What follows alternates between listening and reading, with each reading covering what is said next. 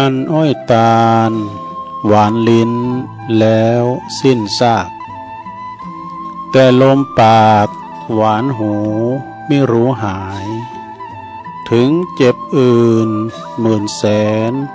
ก็แคลนคลายมิอาจหายเหมือนเหน็บให้เจ็บใจ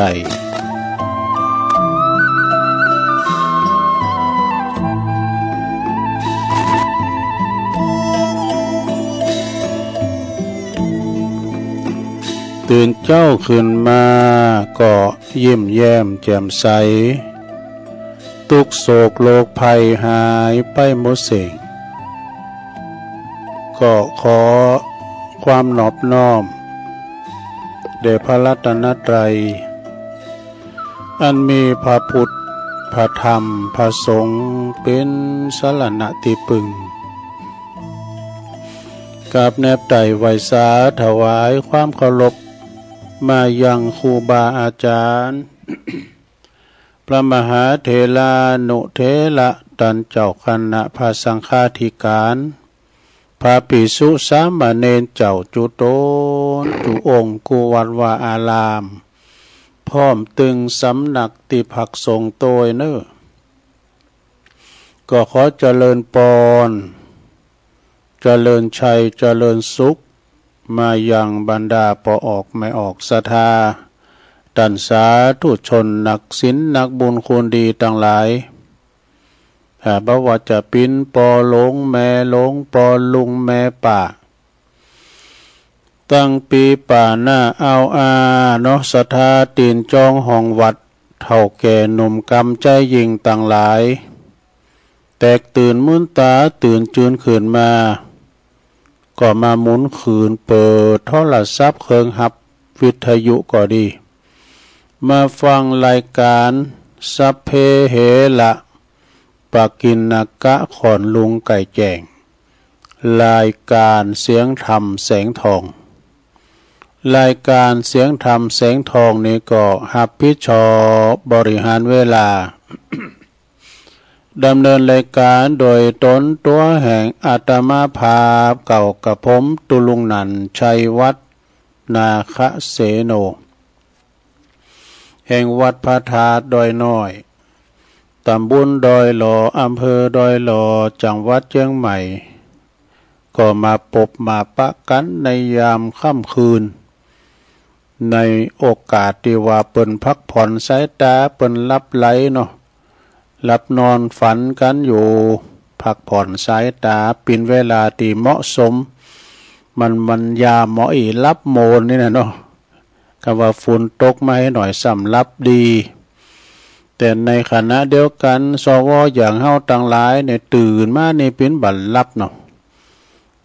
ตื่นมาแล้วก็เป็นว่าบัดลับบัดนอนคุบขาบเนี่ยก็มาฟังรายการตัวลุงข่าเวลาเนาะแต่ประคับประคองเวลาให้มันแจ้งดีควายงามแล้วบอกก็ลุกมาหนึ่งเข่าเป่าไฟทำหงหาอาหารหน่อทำสำหรับกับเขาบางพองก็จะไปเยการทำงานบางพองก็เป็นคู่เป็นบาทำงานข้าราชการแต่บางคนอย่างเฮาตันตั้งหลายหลักอยากก็บกดิ้นสินต้อมมีวันหยุดวันเสาร์วันอาทิตย์นะอันนั้นก็ตื่นมาแล้วก็มีบุญกันแถมวันเนาะมีลมหายใจได้สู่ชีวิตสร้างบารมีกันไปแถมวันหนึ่งนะก่อนอื่นที่ตุลุงจะได้เอ่ยไปกลางคืนบนสถานีแต่ละคืนเนาะแต่ละคืนที่เปิ้นมีน้ำจิตน้ำใจงดงามเจ้าของสถานีเปิ้นได้เอาเสียงของครูบาอาจารย์พระสงฆ์องค์สังฆเจ้ากูต้นกูองค์ไปออกสถานีวิทยุของตันแล้วก็แผ่พายกระจายเสียงไปให้ตันผู้ฟังที่อยู่ตั้งบ้านตั้งจองเนาะก็นับว่าเป็นบุญถ้าว่ามีเปิ้นเฮาก็ไม่ได้ยินศรัทธาญาติโยมทั้งหลายฉะนั้นก็ต้องขออนุโมทนาเนาะเจ้าหน้าที่ดีเจผู้อำนวยการสถานีแต่ละคืนบุญที่เปิ้นตื่นเจ้าลุกเจ้าก็กล้องสัญญาณนำรายการเสียงตุลุงนี่ไปสู่ตานผู้ฟังเด้อ เอาละเนาะพร้อมแล้วก็กราบหนึ่งกราบสอง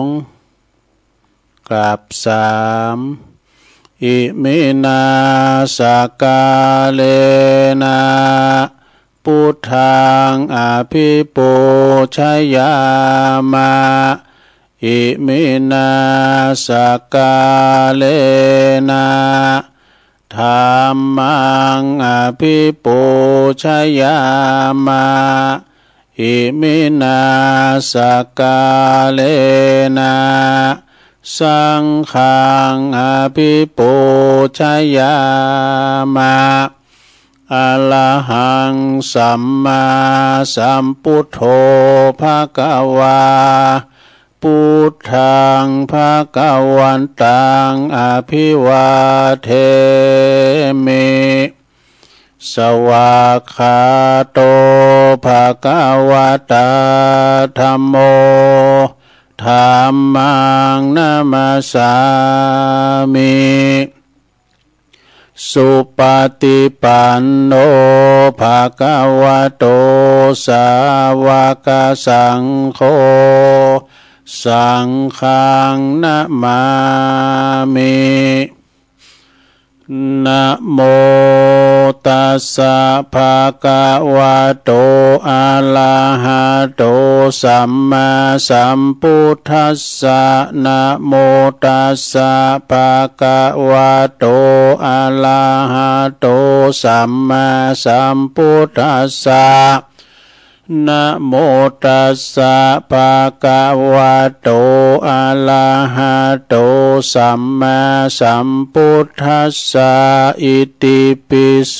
ภะคะวะอะระหังสัมมาสัมพุทโธ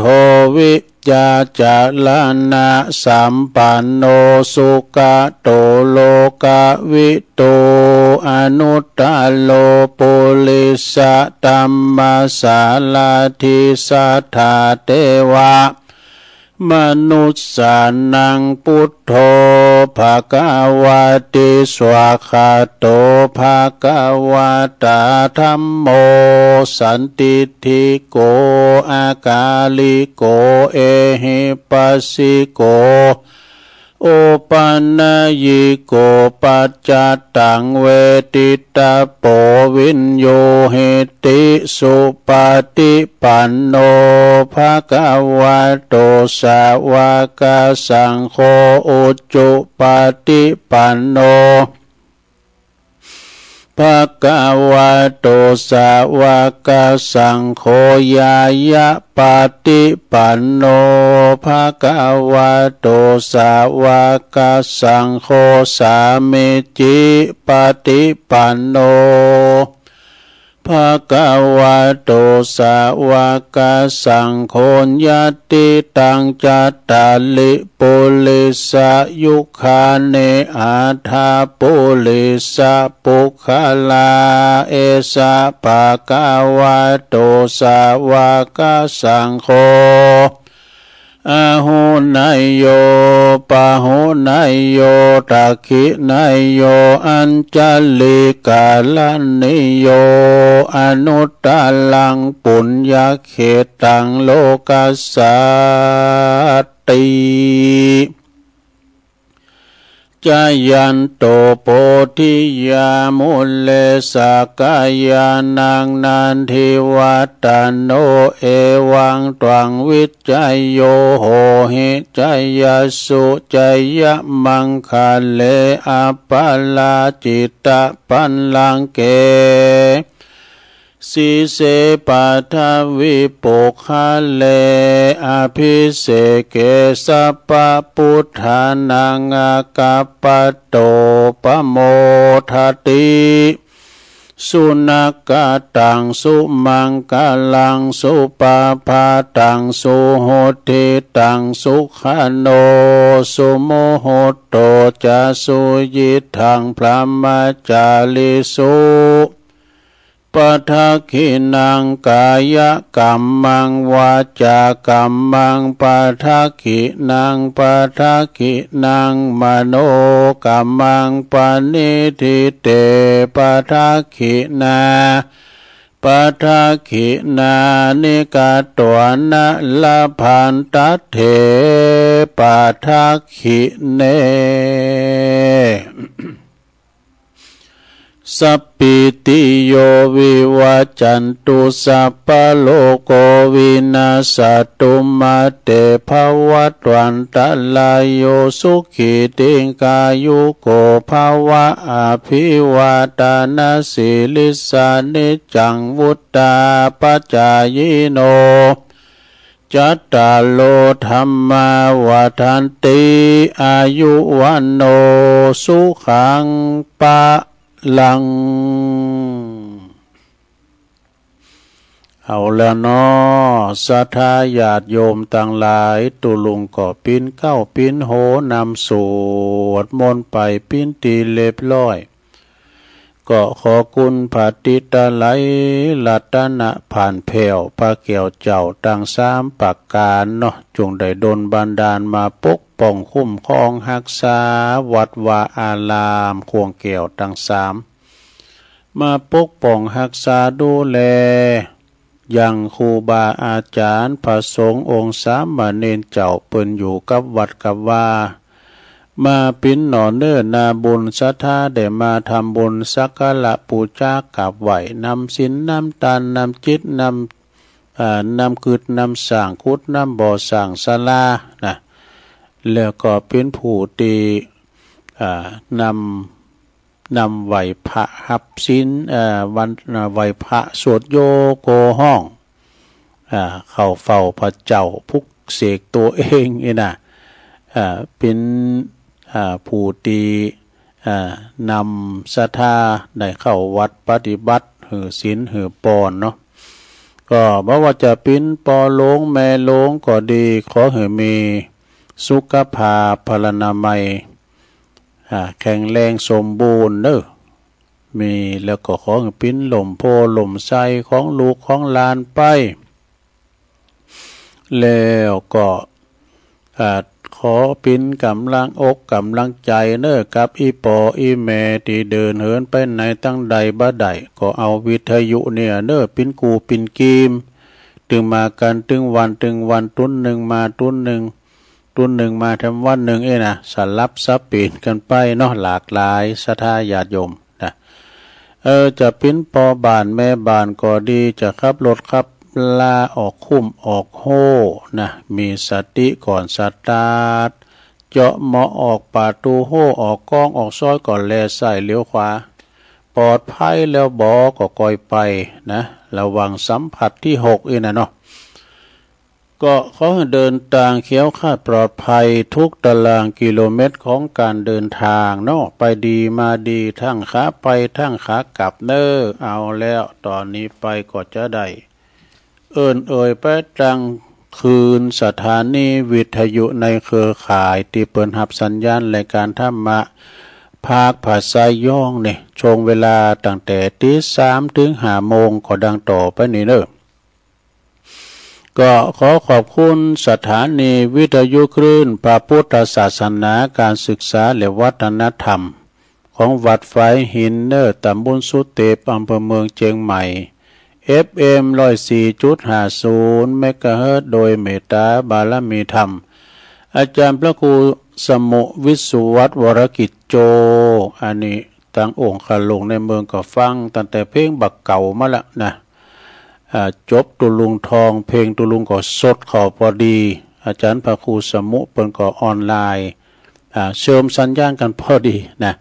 ขอบคุณสถานีวิทยุคณะสงฆ์อำเภอฝางตั้งอยู่ที่วัดพระพุทธบาทอุดมน้ำบ่อสาวาสำนักวิปัสสนา FM 100.25 เมกะเฮิรตซ์โดยเมตตาบารมีธรรมหลวงพ่อพระครูสุจิตานุรักษ์หลวงพ่อใหญ่เฮาเด้อเจ้าคณะอำเภอฝางเนาะแล้วก็ขอบคุณตุปิเลินด้วยเด้ออาจารย์จำเริญโชติธรรมโม เปิ้นก็ลิงสัญญาณบรรลพี่น้องฟังไม่อายใส่ประการเนาะฟังกันหมากโป่งหลงหลายขอบคุณสถานีวิทยุเดนดินถิ่นล้านนาตั้งอยู่ที่บ้านโฮงงัวตำบลนำบ่อหลงอำเภอสันป่าตอง FM 103.50 เมกะเฮิรตซ์โดยคุณรุจิสมบัติเงาคำเด้อขอบคุณสถานีวิทยุคืนธรรมะของซุ่มชนวัดห้วยตองซักตำบลคงเป้าอำเภอจอมตองเด้อ FM 98.75 เมกะเฮิรตซ์โดยเมตตาบารมีธรรมอาจารย์พระครูวาปีวรมนิตเด้อโซนไต่สายไต่ก็ฟังกันหลงหลายขอบคุณสถานีวิทยุมนเสียงธรรมปุ่นอยู่อำเภอแม่แจ่มบนเนินวัดบุพาราม FM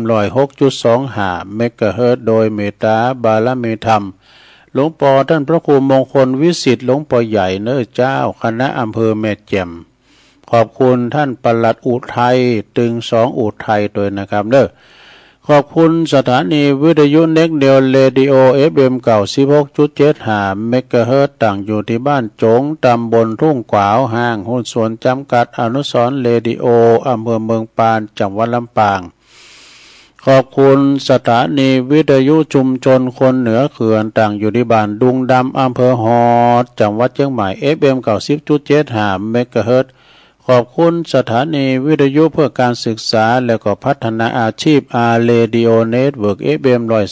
103.00 เมกะเฮิรตซ์อำเภอเมืองจังหวัดลำปางขอบคุณสถานีวิทยุอาร์เรดิโอเน็ตเวิร์ก FM 99.50 เมกะเฮิรตซ์วิทยาลัยเทคโนโลยีเพื่อการจัดการกฟผ.แม่เมาะลำปางเนาะเลี้ยวขอบคุณสถานีวิทยุวิทยาลัยสงฆ์นครลำปางเน้อวัดบุญญาวาสวิหาร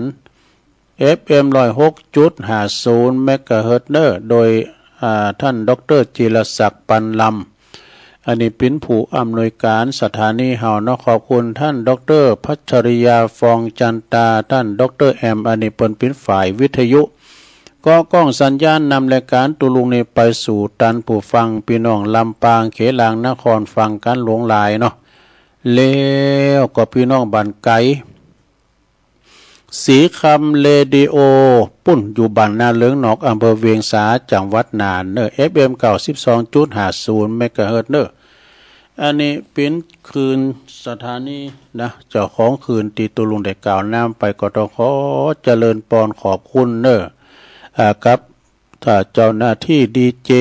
ที่เปิ้นได้กล้องสัญญาณไปนำรายการนี้ไปสู่ตันผู้ฟังที่อยู่ตั้งหอตั้งเฮินตั้งบ้านตั้งจองอยู่ตั้งใดที่ไหนตั้งใดก็ฟังกันไปได้เนาะศรัทธาญาติโยมทั้งหลายในเวลาโอกาสที่กลางวาษา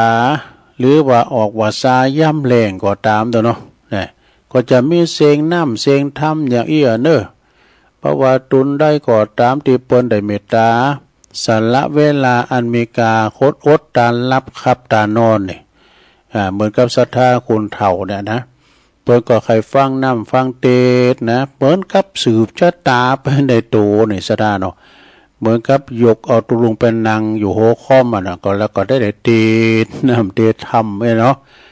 ก็ฟังกันไปศรัทธาญาติโยมทั้งหลายมันจะได้ใส่กันเตดซะเนาะทุกอิริยาบถสี่ตามอัธยาศัย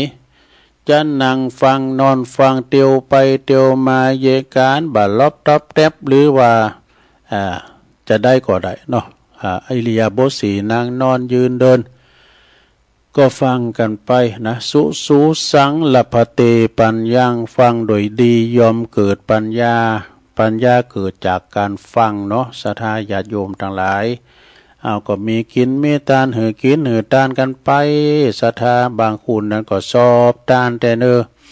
วันพระวันศีลถึงไปกูศีลไหนนะเวลาว่าปางพองก็โฮมไปตานสังไปตานโฮงตานกานี่ไปออกโฮงตานไม่อันนี่ทรงเหมือนกันโมศรัทธาได้บุญหนักบุญหลายคุณกินก็ได้บุญคุณทำก็ได้บุญเนอ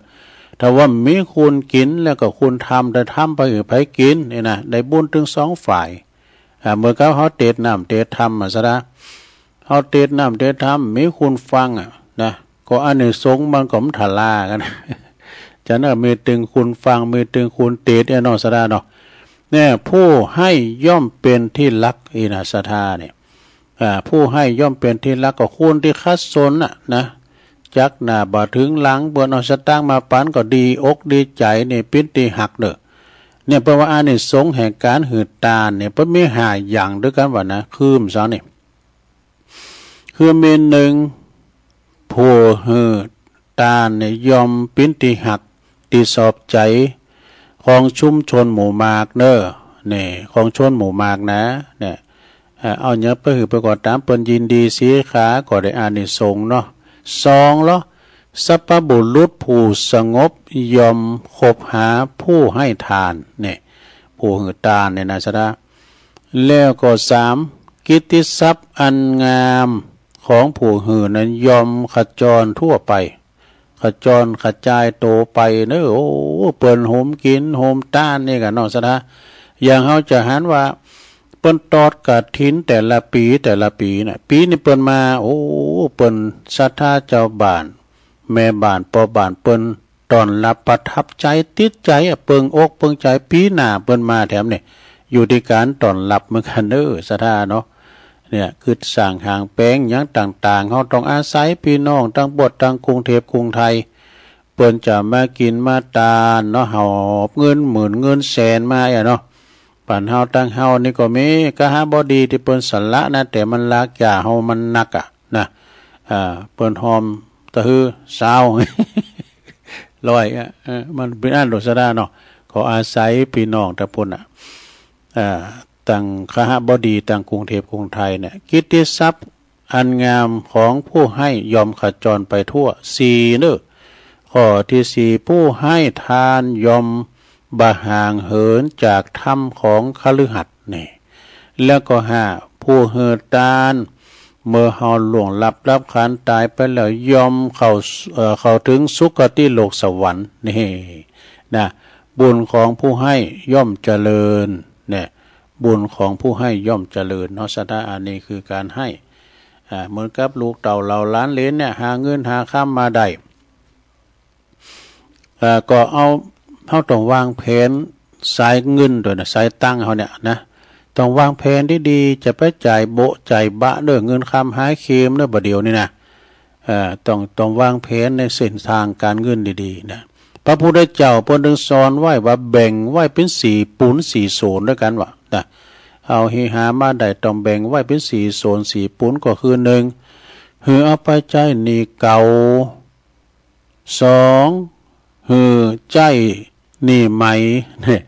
3เอาไปฝังดินไว้ว่าดู4เอาไปจ่อมลุงเหวขวางลุงเหวหมายความว่าจะได้ข้อที่1แปลว่าเอาไปใจหนี้เก่าก็คือเลี้ยงพ่อเลี้ยงแม่นั่นแล้วศรัทธาพ่อแม่เฮาเลี้ยงเฮามาเก่าเลี้ยงเฮามาแต่เล็กแต่น้อยจนตั้งแต่แบเบาะโตแดงจนใหญ่หน้ากลับบ้านมาแล้วเปิ้นเยะไปไหนบ้านลุกนะเฮาก็มันมาพอประกาศใจนี่เก่าก็คือเอามาหือเปิ้นใจพองซื้อยุกซื้อยาพองกาเนาะเลี้ยงดูปุ๊บปาดกูสิ่งกูอย่างนะซะนะถึงแม้ว่าเฮาจะไปตกลูกตกโพตกเมตที่อื่นที่ไกลแต่จะไปลืมบุคคลถึง2นี่เด้อคือพ่อแม่นี่นะลองไปยื้อไปใจพอล้อเปิ้นปากมองต้องแห่งกับเปิ้นอยู่อย่างได้กินอย่างได้อันนี้คือมีเงินมีคำแล้วก็เอาไปหือเปิ้นใจนี่เก่าเด้อแล้ว2เอาไปใจนี่หมายก็คือเลี้ยงลูกเลี้ยงเต่าสูงห้ามสูงเฮนนั่นเองนะ3เอาไปฝังดินไว้ก็คือเนี่ยกันเอามาทำบุญหือตานเนี่ยซะนะเอาไปฝังดินไว้ก็คือทำบุญเอาไว้ฝากฝังไว้ในธนาคารโลกหน้าว่าดูซะนะโลกหน้าก็มีธนาคารนะก็เฮาพอแล้วคุณเฮาถึงวันเนี่ยสถานะนี่มันจะเหมือนกันดูบางคนเกิดมาร่ำรวยบางคนก็ตุกไล่เขียนใจเพราะว่าเฮาไม่ได้ฝากธนาคารโลกนะบ่ได้ฝากธนาคารโลกไว้นะก็เลยคัดสนจักหน้าก็บ่ถึงหลังเนี่ยนะสตังก็ไปยืมมาบนก็ปินหนี้ปินศีลไปอย่างซะดาเนาะแล้วคุณทั้งเมืองใต้เมืองกลางเมืองกอกพุ่นน่ะเพิ่นยังหอบเงินแสนเงินล้านมาตอดกฐินทั้งเฮาเนาะปีไหนเปิ้นตานเฮ็ดตื่นนี่น่ะเนาะเนี่ย แล้วก็ข้อที่สี่เอาไปควางลุงเหวก็คือเนี่ยกะเอามาเลี้ยงครอบโคเนี่ยกะกินใจไปซับปะควางลุงเหวเนี่ยนะเอาไปควางที่ไหนควางลุงเหวเนี่ยเป็นว่าปิ้นอันนี้ดอกปิ้นปากเขาเนี่ยว่ากินอิ่มเตรียมสักเตือกันอิ่มครับนี่แล้วย่างครับหน้าแท้เหมาะเฮ้ยเดี๋ยวเป็นว่าจ่อวอหูวายแต่ลงเนอะจ่อวอหูวายแต่อันนี้นะสาราญาโยมทั้งหลายอันนี้ก็เอามาปกินนะกะเล็กๆน้อยๆก่อนที่ตุลุงจะเตะทำนำด้วยเนี่ยนะสาธามรดกธรรมเนอะนะเดี๋ยวกันไม่ได้บอกวันเนี่ยไม่ได้บอกวันเดือนปีตัวนี้วันนี้มาปบมาปะกันก่อตะลงกับวันอังคารนะวันการเนอะสาธาวันการที่4 เดือนสิงหาคมนะพุทธศักราช2568เนี่ยกะเนาะบางทีนี่กันตุลุงลุ่มหายใจจากไปนะเปิ้นอาจจะเอาเทปนี่ไปออกกะโอ้อันนี้พี่ตายตุลุงหนันด้วยเนี่ยออกมาตั้งแต่ปีพศ68อย่างเขาฟังตุลุงทองจ้ากะตุฟังตุลุงทองเปิ้นเตดเจ้าก็ปีใดเปิ้นก็บอกมโนสดาเนาะเอาละเนาะสดาตอนนี้ก็ตุลุงจะเตดนำเตดทำเตดไปฟังไปรับไปเนอะอันนี้เป็นมรดกธรรมลูกพราหมณ์ตายนี่เป็นมรดกธรรมปืนเมืองเนอะของท่านพระอาจารย์สมเพชรปัญญาโนวัดป่าไผ่บ่อทองนี่เป็นธรรมสาถาวโวทีแรกก็จะเอาขันหาให้นะมันเป็นธรรมบรรยายเอาไว้เตือนหน้าเนาะก็อาจารย์สมเพชรเหมือนกันนะ ฟังเทศฟังธรรมไปกระเดียวถามว่าจบเจ้าเวลาเลื่อนหลายก็เอาปอคูสีโนนเกี่ยวซุกเอาเลืองคืด12คืด กันมันเวลาเลยนะกระเดียวก่อนในธรรมนี้เปิ้นก็บอกว่าพราหมณ์ผู้หนึ่งนี่ก็มีอันจะกินอยู่นะกษัตริย์พราหมณ์แพทย์สูตรเนี่ยกันเนาะแล้วเปิ้นนั้นมีลูกบ่าวคนหนึ่งว่าหลงลูกบ่าวคนนี้นะกำลังขึ้นใหญ่หน้ากาบ้านมันกำลังหน้าหักอีกะมีลูกคนเดียวแล้วก็ปรากฏว่าอยู่มาวันหนึ่งลูกชายท่านพราหมณ์นี่คืนตายไปนี่ใช่ไหมเนี่ยเพราะว่ามารุ่นไปก่อนเนี่ยเรามารุ่นปอรุ่นแม่ไปก่อนปอก่อนแม่นี่เนาะอันนี้จังคุณเฮาแนวลุ่มหายแต่จากไปพราหมณ์ก็มาเสียอกเสียใจแต่นะคือตึงหาลูกเต่าที่มันตายไปหลังจากว่ามาลายหายตุกหายโศกเศร้าไปแล้วก็ส่งสักการเลิกสากนำปลาเอาลูกไปเผาอยู่ปั้วในป่าจ้าบ่เนาะแล้วก็ปรากฏว่าคุณตั้งหลายขาดใจของงานเปิ้นน่ะไปแปลงมนดบไว้ว่ะนะแปลงมนดบไว้ตีป่าจ้าหันแล้วก็มีหมอนอาสนะมีน้ำตุ่นก้ำสังกาแต่เหมือนกับหอเจ้าตีนะจ๊ะแปลงเฮือนลูกว่ะแปลงเฮือนลูกไว้หลังหนึ่งเป็นมนดบเป็นมนดบนะแล้วก็หามายังใจตาขาดใจเอาคนใจคนหนึ่งเนี่ยแล้วก็สั่งการไปมึงนี่นะเนี่ยเปิ้นอู่ไว้ดูไปสูงเขาลูกของขาเด้อที่ป่าเจ้าทุกเจ้าแรงง่ายเลยนะสั่งอาหารไปอาหารข้าวหวานไปปาโกดว่าใจขาดใจนะก็ไปถึงว่านะนำเอาแกงเฮ็ดพองจอพักกาดจอพักปังลาพร้อมสามพร้อมหัวนะไปกูเจ้ากูแรงว่าซะนะพระมานว่าได้ปีหนึ่งนะมีหันวันหนึ่งมีอยู่หันวันหนึ่งปาโกดว่าฝุ่นตกน้ำนองอะไรอย่างน้ำนองต่างเอกเนาะห่วยโคนกายต่างเมืองนานเว้ยเนาะฝุ่นตกน้ำหลากน้ำไหลว่าบุตรปาโกดว่าใจขาดใจนั้นไปตีป่าจ้าบ่ได้ก็มาจุกอยู่ที่หิมหุนตางหิมลำธารแม่น้ำเนาะถ้าข้ามไปก็ก็บ่มีนี่พอดีเจ้าพ่อเจ้าแมนตูลุงทาอันตูเจ้าสาตูเจ้าตุนหนึ่งเนี่ยไปบินทบาทอันตูเจ้าเนี่ยก็มาตั้งนานเนาะมันหลังแกได้กินตาเนาะกัน เอามาตอนนั้นก็อันใจขาดใจนะขึ้นจิตตกพอดีว่ะจิตเจตนาตกว่าเขาที่เอามาตาเนี่ยลูกพามเลยนะวันนี้หมอไปเว้ยเปลี่ยนแผนใหม่เอามาใส่บาตรแล้วก็หยาดน้ำไปหาอีกอ่ะก่อนน้ำมาเข่าน้ำปูจันอาหารมาใส่บาตรของสาธุเจ้าแล้วก็บอกว่าหยาดน้ำไม้ต้านไปหาบุตรชายของท่านพราหมณ์นะเนาะตุเจ้าก็ตั้งใจเอาปอนหยาดน้ำยะทาวาลีวหาก็หยาดน้ำกือเติงหาลูกใจท่านพราหมณ์นี่นะเนาะปรากฏว่าเมื่อตาแล้วใจขาดใจก่อนหนีไปอยู่บ้านแห่งตนเนี่ยปรากฏว่าเมื่อคืนมานี่ท่านพราหมณ์ก็ขึ้นนิมิตฝันว่านะลูกใจท่านพราหมณ์เขามาสู่ในความฝันของงานปอปนะก็มาเข้าฝันบอกว่าโอ้ปอเอ้ยแต่ก่อนลูกเนี่ยยังเป็นคุณอยู่ปอก็ฮักแต่ฮักว่าแต่กินยังแต่เอายังก็ได้โมแต่ตั้งแต่ลูกตายไปปีนึงเนี่ยนะ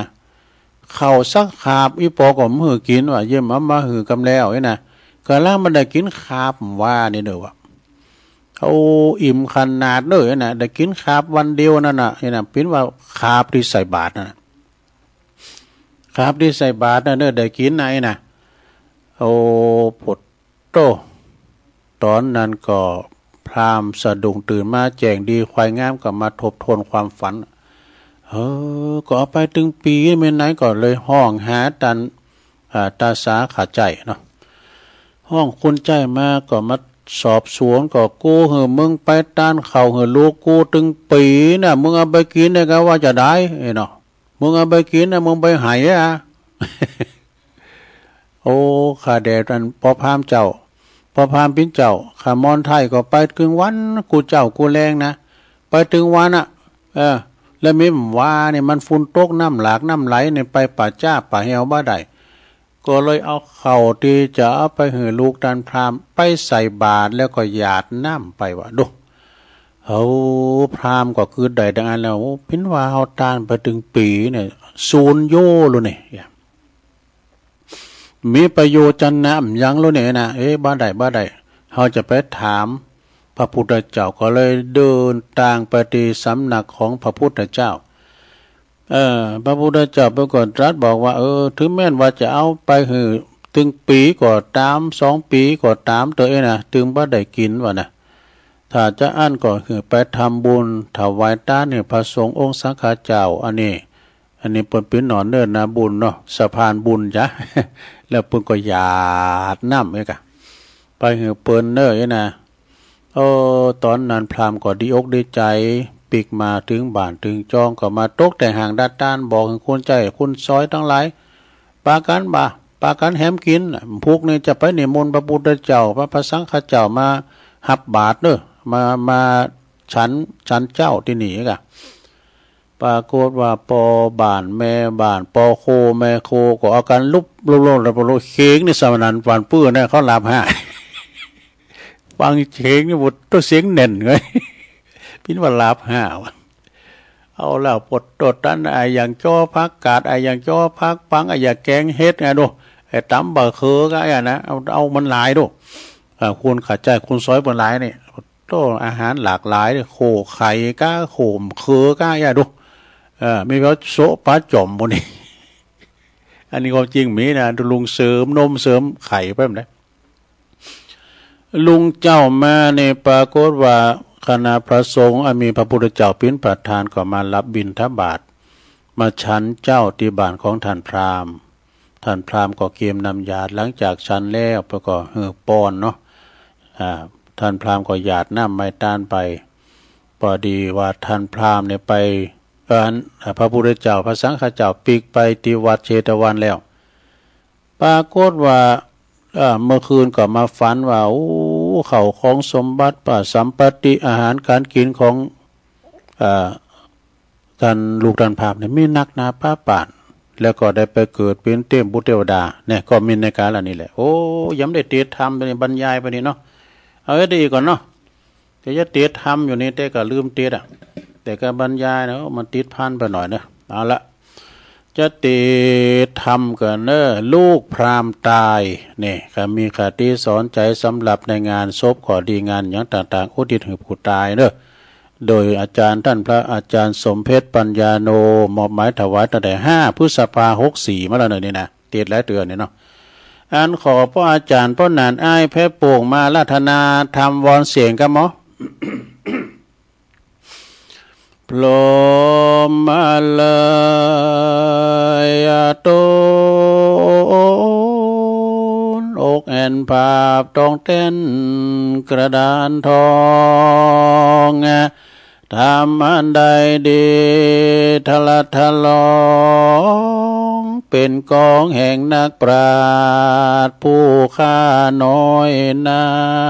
ฏก็ขออาราธนาธรรมธรรมะธรรมังปัจจังอาลาธนังกะโลมะวันนั้นอ่ายนี่ก็อาละเหมือนกันเนอะ ฟังธรรมนะลุงเนอะนะโมตัสสะภะคะวะโตอะระหะโตสัมมาสัมพุทธัสสะทาตวนามามิสังคัสสติสัทธาอัญญาตัลลังพลัมมานังอัลลภากะเทศิสาทะโว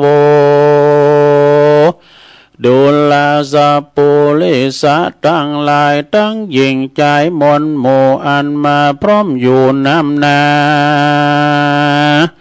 อันว่ากาถาอันนี้นาพระพุทธเจ้าก็พาลบยังพรามผู้หนึ่งอันอยู่ในเมืองสาวัตถีลาชธานีพรามผู้นั้นก็มีสัมปติเขาของมากนักและมีลูกชายผู้หนึ่งเป็นที่หักจำเลินใจมากนักแลแต่ว่าลูกต้านพรามผู้นั้นอันเป็นเปียที่หากมีมาเบียดเบียนอยู่ใจบ่ได้ขาดบ่นานเต้าใดลูกต้านพรามก็มาเถิงเซิงอันตายไปหันแลพรามผู้เป็นป้อนนั้นก็มาทาลงโศกทุกข์มากนักร้องลำให้ไปมาแล้วก็มาเลิกซากทรงสักการเอาอย่างลูกแห่งตนไปเผาเสียยังป่าจ้าแล้วก็จึงแปลงยังมนดบหลังเนืองในป่าจ้าตีนั้นแล้วก็หามายังเสือศาสตร์อาสนะไปปูไว้ในมนดบที่นานะ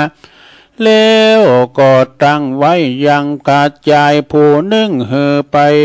เฮืออยู่หักษาส่งเขาแล่งไง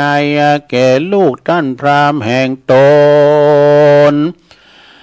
อันจักจุติตายไปนั่นแลส่วนอันว่าขาดใจผู้นั้นก็จำมานำรักษาคาส่งเขาน้ำแล่งไงแก่ลูกใจท่านพรามผู้นั้นนานพระมานว่าได้ปีหนึ่งก็บ่ได้ขาดสักวันหันแลแต่ว่ายังไม่ในวันหนึ่งฝนก็มาตกน้ำก็มันนองมากหนักใจผู้นั้นก็บ่อาจจะข้ามน้ำไปได้มันก็ไปยืนอยู่ที่ไกลฝั่งแม่น้ำนาตีนั้นในกาลนั้นยังมีเจ้าภิกขุตนหนึ่งก็จะเดินมาปินที่บาทเข้ามาถึงที่นั้นหันแลวันว่าใจผู้นั้นก็มาปิติยินดีมากนักจึงเอาเขาอันจักไปส่งให้แก่ลูกท่านพราหมณ์นั้นไปใส่บาตรเจ้าภิกขุตนนั้นแล้วก็มันก็มาขออุทิศแผ่บุญอนานะ ไปถึงลูกตันพรามอันผู้อันตายไปหันแลในมันก็หนีไปสู่เรือนแห่งตนก็มีหันแลตาสามิงกันเนในขณะนั้นอันว่าลูกตั้นพรามอันตายไปนั้นมันก็ได้ไปเป็นเพศเป็นผีอยู่ในป่าชาตินั้นมันก็มาอนุโมทนาเอาส่วนบุญอันนั้นเลี้ยวก็อันเขาน้ำปูจะนะอาหารทิพย์ก็มาเกิดแก่ลูกตั้นพรามเป็นอันมากนักแล การว่ากลางคืนคอนลุ่งมันก็มาสำแดงเนมิตฝันแก่ป้อแห่งตนดังนี้ว่าดังนี้ในกาลเมื่อก่อนข้าก็ได้เป็นลูกจำเริญใจแก่ป้อและแม่ตั้งแต่ข้าตายไปได้ปีหนึ่งแล้วป้อและแม่จักเหือเขาจักเหือเขาแก่ข้าได้กินปอคาบนึ่งก็หาบ่ได้สักเตื้อแล ในวันวานนี้ป้อและแม่จึงเหือเขาแก่ข้าจึงได้กินข้าวน้ำโปจนะอาหารแห่งป้อและแม่ในวันวานนี้เต่าอันและปุนาติวาเสกันว่าลุวันลุนลุ่งเจ้าส่วนอันว่าพราหมณ์ผู้เป็นป้อนนั้นก็มาหันนิมิตฝันว่าลูกแห่งตนบ่ได้กินข้าวดังอันมันก็จึงจักเรียกหามายังใจข้าใจผู้นั้นมาถามดังนี้ตาสะดูลาข้าใจกูเฮืมมึงนั้นไปอุปถากหักษาอย่างลูกแห่งข้าแห่งกูดังอันบาดนาเน่ดังลืมมึงป้อยบ่อนรักษานั้นจ้าเมื่อคืนนี้กูได้หันนิมิตฝันว่าลูกแห่งกูนั้นบ่ได้กินเขาว่าอันกาว่ามึงบ่ได้ไปส่งเขาเฮอลูกกูเต้กินเต้จะลือท่านในกาลนั้นใจข้าใจผู้นั้นจึงกล่าวว่าดังเนข้าแด่ท่านพราหมณ์ผู้เป็นเจ้าข้าก็ได้ไปอุปถากรักษาอย่างลูกเจ้ากู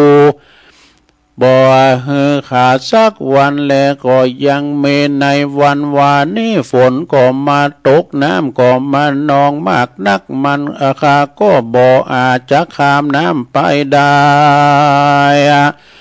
จึงข้าจึงได้เอาเขาอันจักนำไปส่งให้แก่ลูกเจ้ากูมาใส่บาตรเฮือแก่ฮือตานแก่ปีคู่ตนหนึ่งอันจะเดินมาปินที่บาทเขา เลี้ยวข้าก็อุทิศญาติน้ำไม่ตานส่วนบุญอันนั้นไปฮื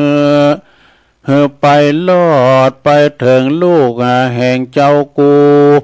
แล้วข้าก็หนีไปสู่เรือนเล่าว่าอันก็เต้ามีแต่วันเดียวเต้าอันแลโสพรหมโนส่วนอันว่าพราหมณ์ผู้นั้นก็มากะหนึ่งในใจว่าดังนี้กูก็ฮือเขาส่งเขาแก่ลูกกูถึงวันนานพามานว่าได้ปีหนึ่งแล้วลูกกูก็ว่าบ่ได้กินเขาว่าอันวานาวานี่ได้หืดดานแก่เจ้าปีกูตนนึ่งแล้วป้อยมาได้กินกำฝันแห่งกูกาว่ากันว่ากินเขาในวันวานนี่ได้กูก็จะได้ไปไปรักษา เสียงปีหนึ่งก็มาสูญโยบ่เป็นอันก็มาเป็นอันเป่าว่างแต่และนอกูจักไปไว้สาถามยังพระพุทธเจ้าดูก่อนเตอว่าอันกันว่ามันกะนิ่งใจสันนี้แล้วพรามผู้นั้นก็ไปสู่สำนักพระพุทธเจ้านั่งอยู่ที่อันควรแต่งตนแล้วก็ไว้สาพระพุทธถามพระพุทธเจ้าว่าดังนี้พันเตภาคาวาคะแด่สัพพัญญูพระพุทธเจ้าดังว่าปุกกาละผู้หนึ่งผู้ใดมีพี่น้องลูกหลานก็ดีเมียและผัวก็ดีก็อันตายไปนั้นยังจักหือกินข้าวยังจักได้กินข้าวอันคนนำไปส่งนั้นจะลือสัทธาสัพพัญญูพระพุทธเจ้าจึงกล่าวว่าดังนี้พระมนาดูลาต้านพระแม่นว่าจักอุปาถากส่งเข้านานพระมานปีหนึ่งดังอันก็บ่เป็นกุลแก่ผู้อันตายไปอันนั้นสักอันแลมักว่าใครมักว่ากันใครเหือเป็นบุญเป็นกุลแก่ฟูงแก่เขาฟูงตายไปนั้นก็เต้าว่ากวนกะทำบุญหือตานะแล้วอุทิศส่วนบุญทานไปเถิงเขาฟูงอันตายไปนั้นและส่วนอันว่าพรามผู้นั้นกันว่าได้ยินยังแห่งกรรมพระพุทธเจ้าแล้วก็มีใจจมชื่นและยินดีมากนักมันก็ไว้คบนบยำและพระพุทธเจ้าแล้วก่อนนี้มาสู่เรือนแห่งตนก็มีวันนั้นแลปุณทิวาเสในวันลุนลุ่งเจ้าพรามก็นาพรามผู้นั้นก็ถือเอาขันเข้าตอกดอกไม้ไปไว้สานิมนต์พระพุทธเจ้ากับตั้งเจ้าภิกขุสังฆะทั้งหลายไปสู่เรือนแห่งตนแล้วก็เหือเข้าน้ำโภชนะอาหารทั้งหลายต่างกับ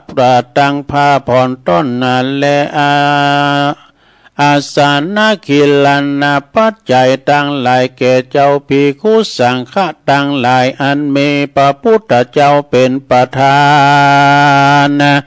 แล้วก็อุทิศส่วนบุญอันนั้นไปหายังลูกท่านแห่งตนก็มีวันนั้นและในขณะนั้นลูกท่านพราหมณ์ก็มาอนุโมทนาเอาบุญเอาส่วนบุญอันนั้นแล้วก็ได้ไปเกิดในปราสาทวิมานอันสูงได้12 โยชนะอันในจันฟ้าตาวาติงสาสวรรค์เทวาโลกก็มีหันแลอันละว่าลูกแห่งพราหมณ์ผู้นั้นกันว่ามาพระพุทธเจ้ากับตั้งเจ้าภิกขุสังฆะทั้งหลายหนีไปสู่วิหารที่อยู่แห่งตนแล้วดังอันก็มาสำแดงยังเขาว่าของสัมปติทิพย์แห่งตนเหือป้อแห่งตนได้หันแล อันละว่าพราหมณ์ผู้เป็นป้อกันว่าได้หันยังสัมปติทิพย์ลูกแห่งตนแล้วก็มีใจจมชื่นยินดีมากนักซึ่งคุณเกวเจ้าทั้ง3 ประการก็มีเครื่องปูจามีตนว่าเข้าตอกดอกไม้ไปไว้สายังพระพุทธเจ้าแล้วก็กล่าวว่าดังนี้พันเต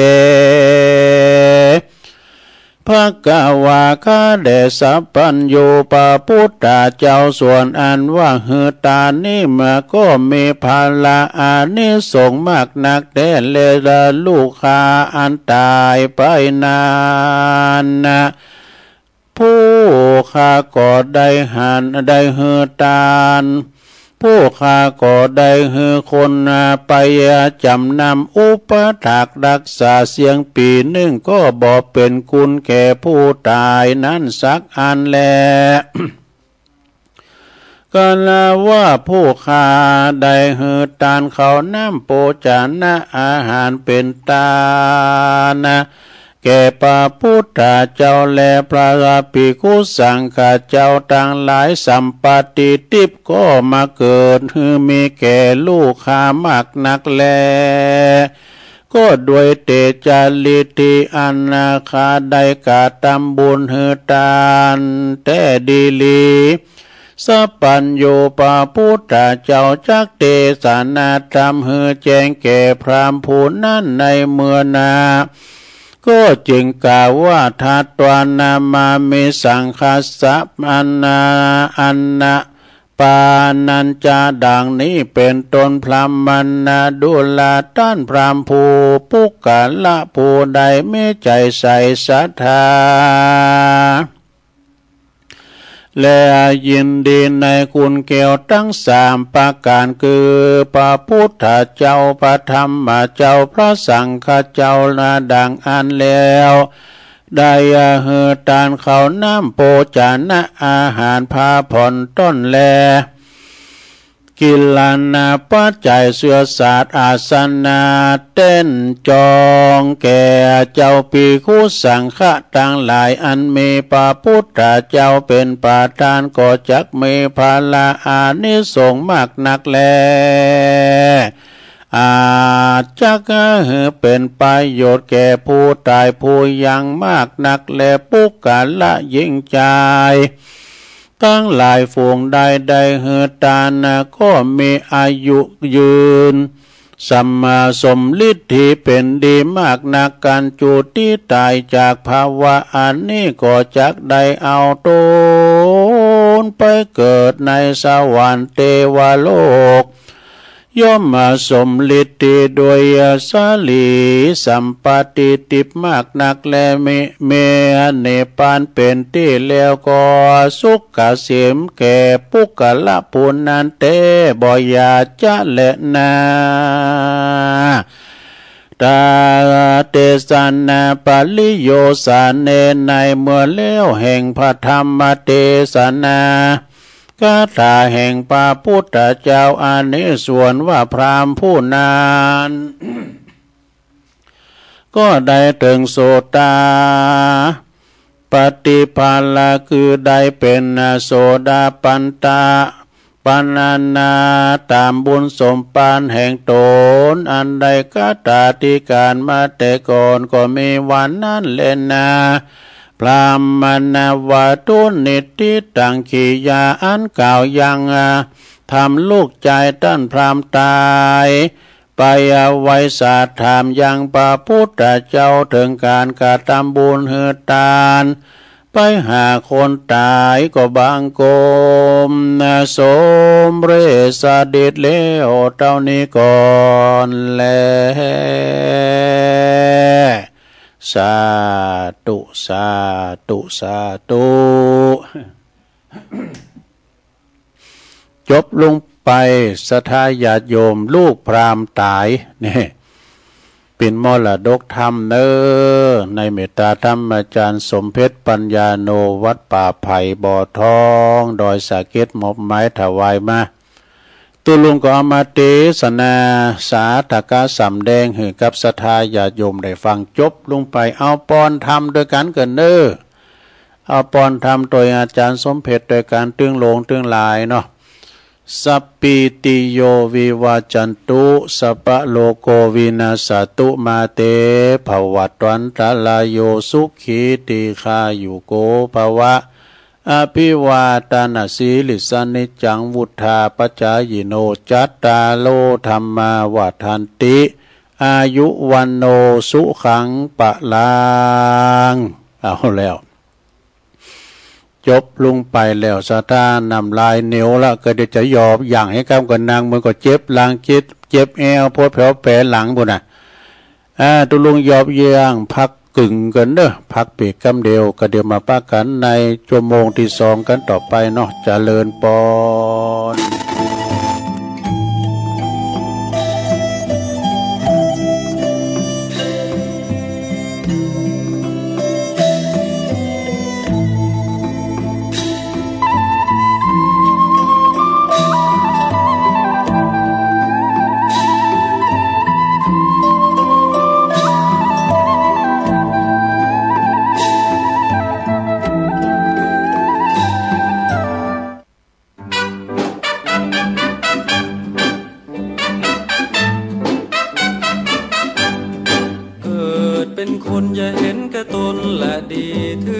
มีร่ำรวยสุขสันต์จนหรือมีไม่เป็นที่สำคัญแม้รักกันพึ่งพาอย่าไปตัดไมตรีเกิดมาพึ่งกันผิวพรรณใช่แบ่งศักดิ์ศรีวันนี้เราอยู่คิดดูให้ดีถึงจะจนจะมีอย่าไปสร้างเวรกรรมขืนไปทำชั่วไปอาจต้องใช้กรรมเวรอย่างมงายโลภโลเพราะคงจะเกิดลำเค็ญสร้างบุญพระท่านคงเห็นร่มเย็นพ้นความกังวลถึงวิบัติขาดสนผลบุญนำให้ศีลธรรมมั่นใจไม่ต้องไปกังวลถึงจะมีจะจนเกิดกุศลดลใจ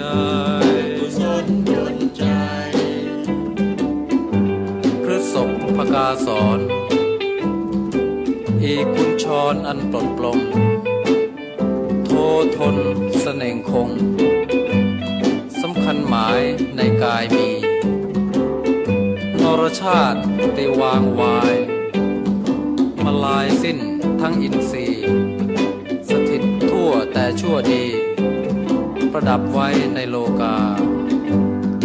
เกิดเป็นคนอย่าเห็นแก่ตนและดีถึงจะมีร่ำรวยสุขสันต์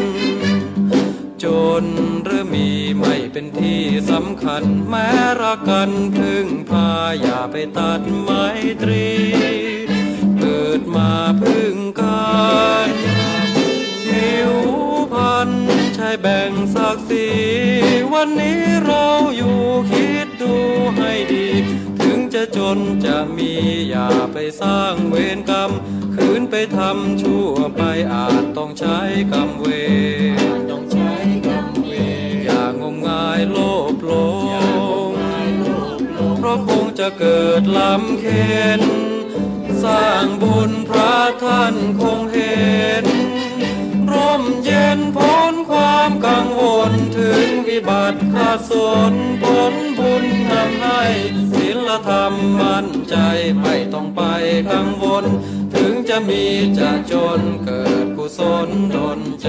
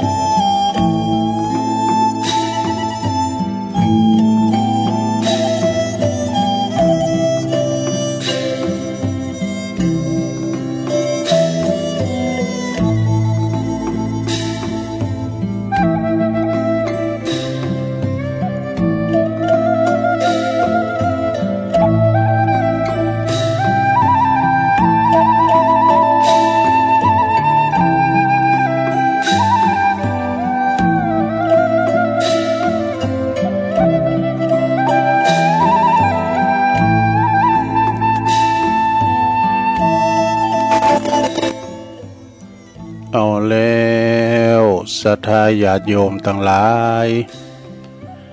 ตัวลุงก็พักเบรกเนาะพักครึ่งยอบย่างไปกำนางมึนก็กัดหลังกัดแอวเจ็บแอวยกใหญ่ข่ายตีเตียวไปเตียวมายืดเส้นยืดสายเมื่อยืดเส้นยืดสายแล้วเนาะทำธุระส่วนโตเรียบร้อยก็มานั่งนางจากับศรัทธาญาติโยมในชั่วโมงที่สองเนาะขณะนี้ตันต่างหลายก็กำลังฟังรายการสเปเหละปะกินนากาขอนลุงไก่แจงรายการเสียงธรรมแสงทองดำเนินรายการโดยตู้ลุงยองเวลาขณะนี้ก็เป็นเวลาตี4:089 นาทีละ4 โมงก็9 นาทีแล้วเนอะลุกกันมาพองละบอพองก่อนตี4ก็ลุกมาแล้ว1เข้าเป่าไฟทำหุงหาอาหารทำสำหรับกับเขาขอบโคลูกเต่าล้านเลี้ยนจะไปโฮงหำโฮงเฮนก้าเนี่ยสามีกาภริยาเปิ่นมีการไม่งานบางทีก่อนละเฮินไหวกับปลงไม่ลงเนี่ยเฝ้าบ้านเฝ้าจองไปขายมันตูโห่นะลงเนอะฮับไว้หาเนาะฮับไว้หาเนาะก็วันนี้มาปะกันเป็นวันจันทร์ก็แจ้งให้ก้ามเหมือนสะดาแจ้งบอกสะท่าที่ฟังรายการตุลุงวันที่7นี่เป็นวันพัดนี่ตุลุงติดศาสนกิจเนอะวันที่7นี่วันพัด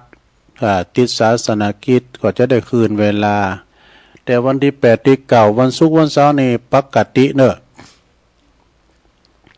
วันศุกร์นั้นวันนั้นพัดนั้นได้ยินเสียงตุลุงตุลุงไปไหนน่ะแจ้งบอกไว้ก่อนจะได้คืนเวลาให้ผู้อำนวยการกันเนาะพอติดศาสนกิจ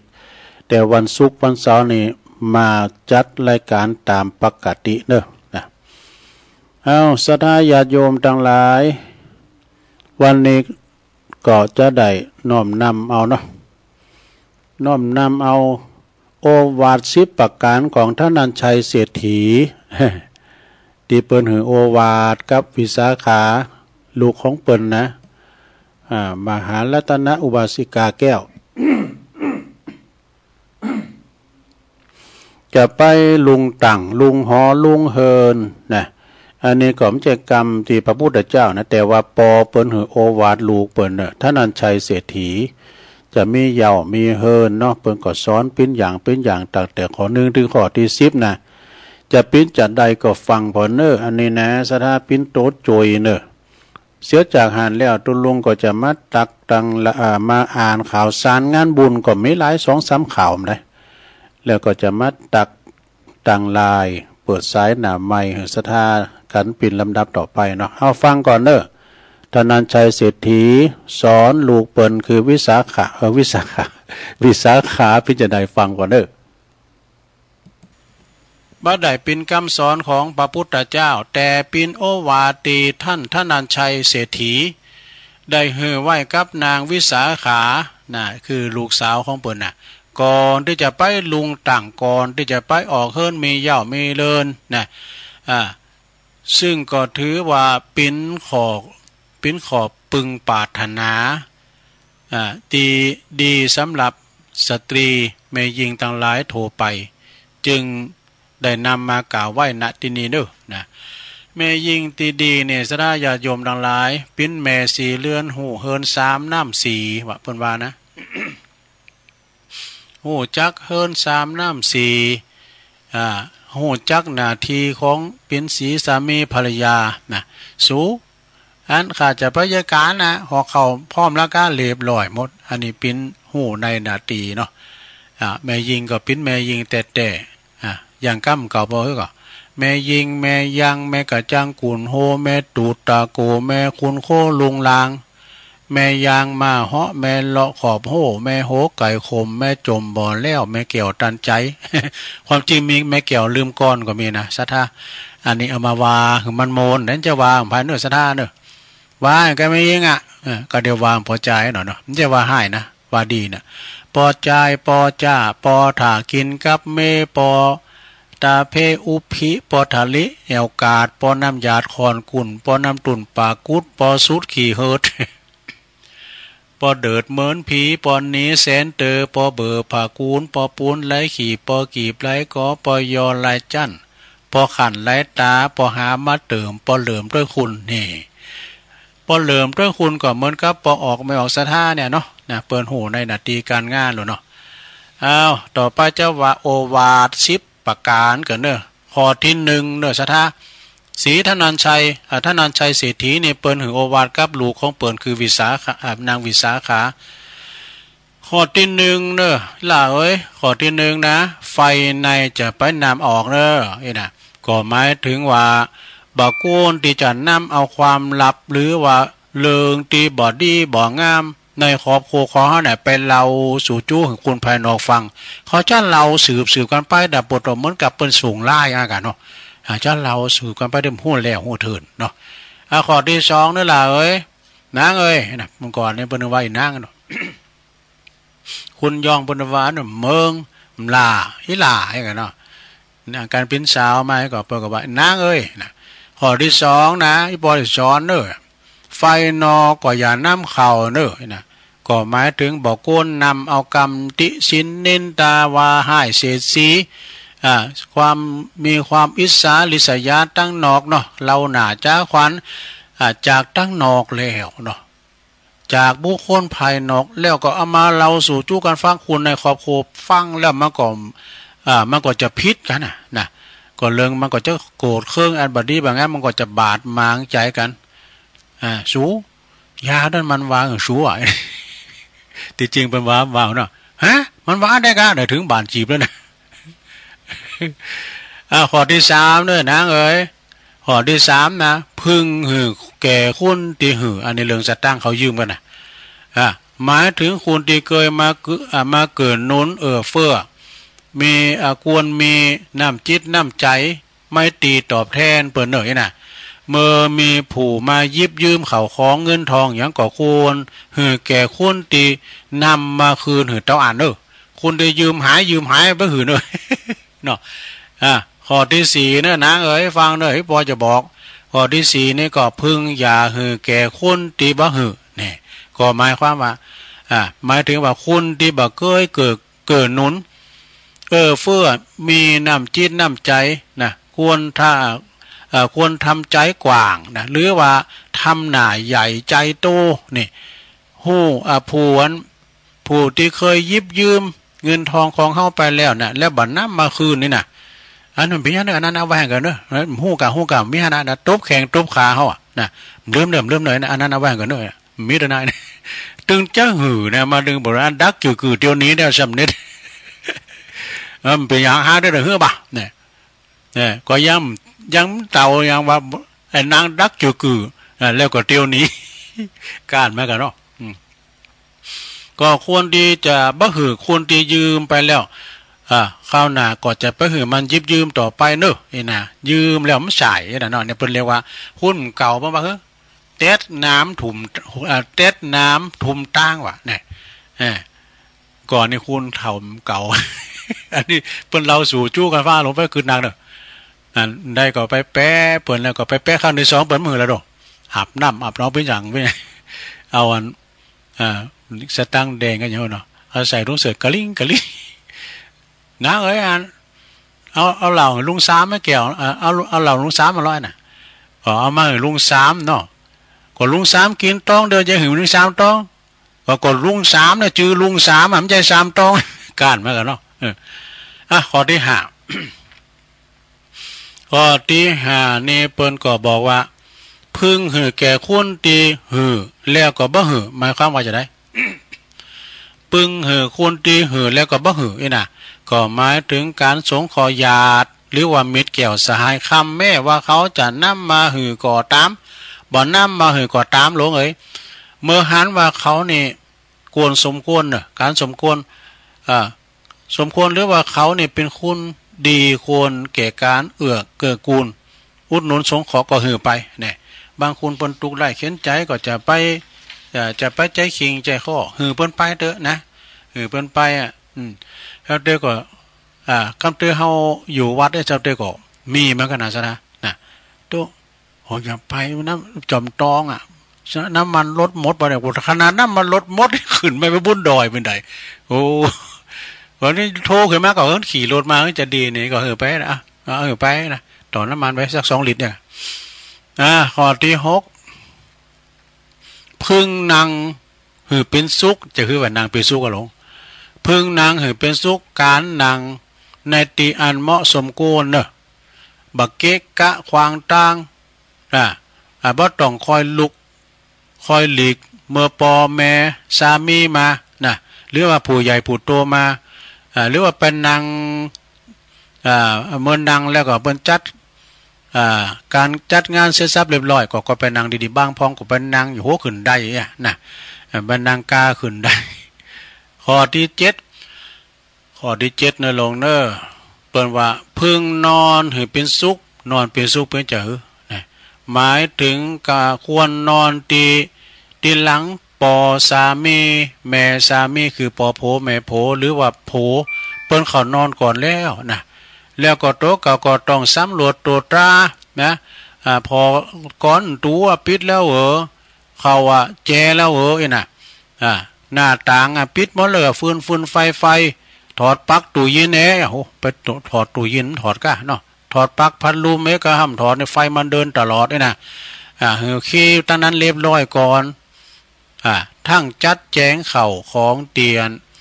สำหรับที่จะหุงหาอาหารหรือว่าจะจ่ายซอยในวันลุงขึ้นโรเซนแล้วท่าแล้วนำก่อนบนท่าโรเซนนี้ท่าว่าย่ำแรงพองในมาในท่าอยู่บ้างบางๆในเปิ้นเฮิน2 เฮิน 3ละยินหมดนะสันเนนโหฝากปอแม่รับมันได้มันท่าโรเซนนะกันแล้วก็จะถือว่าเป็นแม่บ้านแม่เรือนแม่บ้านแม่สีเรือนตีดีวะเนี่ยแล้วก็สถาข้อที่8นะพึงกินหือเป็นสุขกินให้เป็นสุขนะเป็นจะได้พึงกินให้เป็นสุขเนอะนะหมายถึงการจัดการข้าวปลาอาหารสำหรับปอสามีแม่สามีหรือว่าสามีแล้วก็บุตรหือเรียบร้อยก่อนนะแล้วก็เก่าเนอะพึงปูจ้าไฟก็หมายถึงการความเคารพยำเกรงแก่สามีและปอแม่สามีนะแล้วก็ตลอดถึงญาติผู้ใหญ่นี่นะแล้วก็ข้อที่10นะหลวง ข้อที่10เนี่ยเปิ้นก็ว่าพึงปูจ้าเทวดาเนอะนี่เทวดาคือหยังก็หมายถึงนับถือบิดามารดาสามีแล้วก็บรรพบุรุษนี่ผีไตเก่าเนามึนเวลาว่าปอเปิ้นปออุ้ยแม่หมอนเนาะเปิ้นลุ่มหายไตจากไปก็ตานขันเข่านะตึงยาตังโผตึงยาตังเมตังเฮานะเปิ้นว่าใจยาคะกูลเฮาตั้งหลายเพื่อว่ามันใจบุญแต่ตึมแต่มาอยู่ลมใจคากันดูซะท่าเนาะคุณพลตุกไล่เขียนใจหาตีรับตีนอนมีนอนปืนโขก็มีซะนะเฮาเจ้าตั้งหลายเนี่ยโตได้อยู่ด้วยกันได้อยู่ด้วยกันกินด้วยกันเป็นโพกูโพโตเมเป็นลูกเป็นเต่าอันนี้แปลว่าบุญวาสนาจะแล้วแปลว่าบุพเพสันนิวาสจบลงไปศรัทธาญาติโยมทั้งหลายเปิ้นว่าเป็นบุพเพสันนิวาสไม่ใช่บุพเพอารวาสแต่อยู่ด้วยกันนี่นะศรัทธาเป็นบุญบุญเก่าปังหลังสั่งสมกันมาพองก่อพองก่ออันอยู่กันคุ้มเท่าเต้าตายนะศรัทธาอู่กันลงส่งกันป้อกะเป็นกูพระกูนางเป็นกูสั่งกูสมกันไปจบลงไปเอาอภัยทานนี่มาวาทำกรรมหนึ่งเกินเด้อศรัทธาญาติโยมทำสักบท2 บทนี่ก็คงจะได้เวลา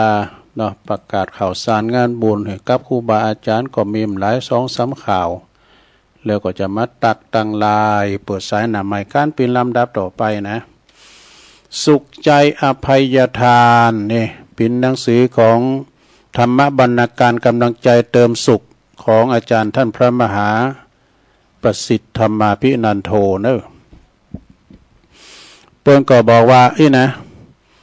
การมองโดยปัญญาพิจารณาโดยธรรมก็จะต้องมองอย่างรอบด้านเนี่ยพอมันไกวรอบด้านนะมันมี4 ด่านก็พอถึง4 ด่านอย่าไปพอเพียงด่านเดียวอย่าด่วนสรุปในสิ่งที่เฮาเข้าใจว่าเป็นจริงเนี่ยอาจจะบัดใจเรื่อง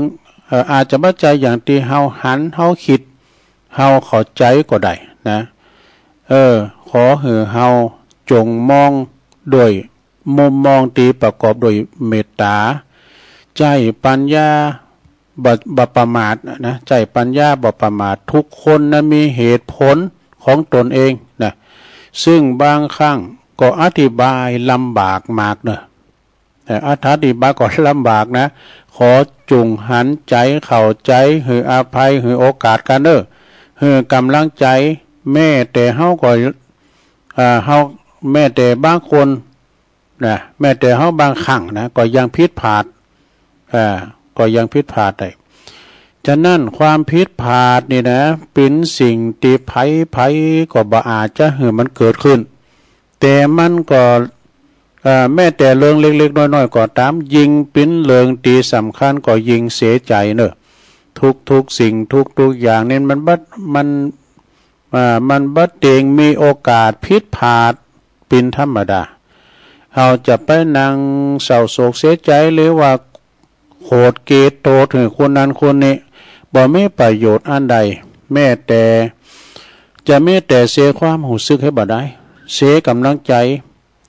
เปิ้นว่าเอาเวลานั้นไปแก้ไขโจยกัน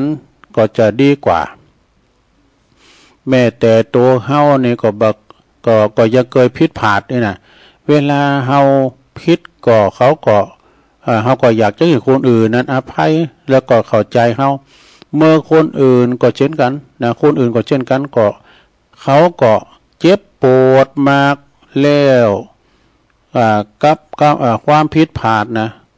โปรดอย่าซ้ำเติมกันอีกเลยเนี่ยขอโอกาสและขออภัยเขาเพราะว่าใจเขาใจเรา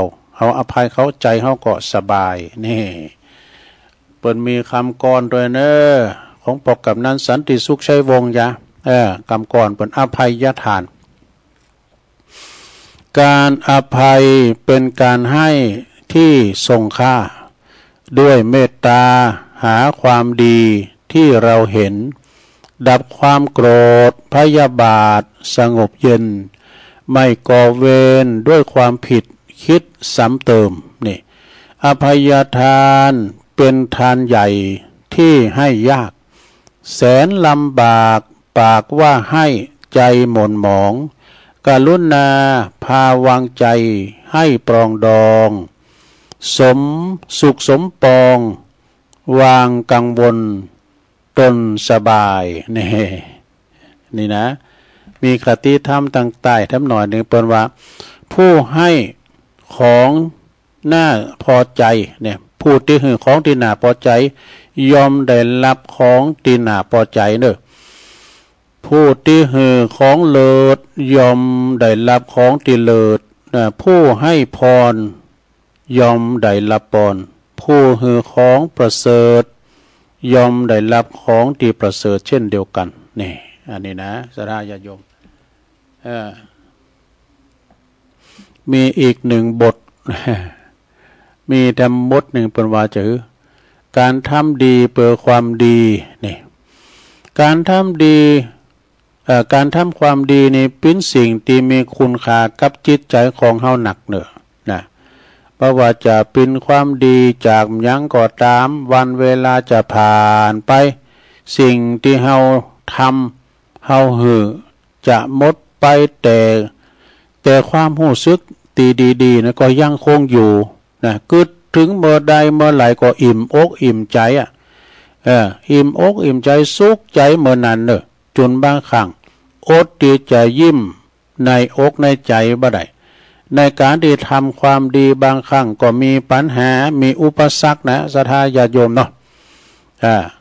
การทำความดีเนี่ยเหมือนกับเขาพายเหือทวนน้ำไอ้ดูทำความชั่วเนี่ยมันพายเหือไปตามลำน้ำไอ้นะเขาก็ต้องมีปัญญาทำใจเข้าใจ ถึงอันยังจะเกิดขึ้นเฮาก็ทำเพื่อหือเพื่อประโยชน์เพื่อความดีในใจเฮาความบริสุทธิ์ในใจก็จะเป็นพลังในการทำดี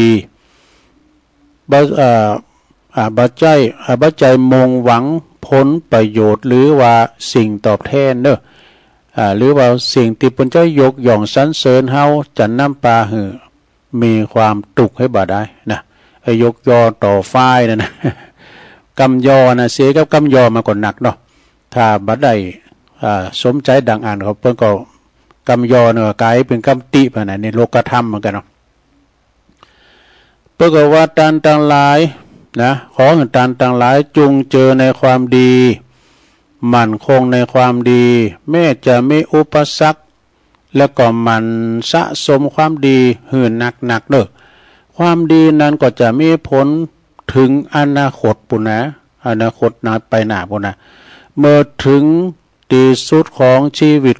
ความดีก็เป็นเหมือนมรดกหื่นลูกหลานเนอะเป็นแบบอย่างเป็นตีระลึกนึกถึงเป็นแล้วก็เป็นตีปึงตีสำคัญของชีวิตเพราะเขาตายไปแล้วนี่ความดีบุญกุศลนี่นะก็จะติดอกติดใจติดดวงวิญญาณของเขาไปอย่าปว่าอย่าเอาเจอจาดศาสนามาเป็นเคืองกันขวางกันการทำความดีต่อกันนะทุกชาติทุกศาสนาสามารถทำความดีด้วยกันรวมกันได้